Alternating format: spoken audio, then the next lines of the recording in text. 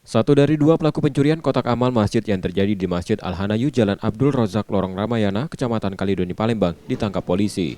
Pada polisi, pelaku mengaku sudah beraksi 3 kali di lokasi berbeda dengan cara sama. Dalam aksinya, ia masuk melalui jendela masjid yang dicongkel menggunakan obeng, kemudian merusak kotak amal masjid.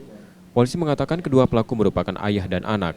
Ian, pelaku yang berperan mengendarai sepeda motor dan memantau situasi dari luar, telah ditangkap di rumahnya di Mata Merah. Sedangkan pelaku utama berinisial D, merupakan ayah Ian, masih dalam pengejaran. Pelaku ini spesialis pencurian kotak amal di masjid. Jadi untuk 3 TKP.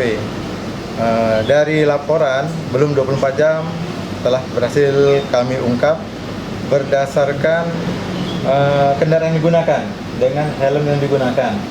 Untuk pelaku 2 orang, tapi yang satu sudah kita amankan, satu masih dalam pengejaran.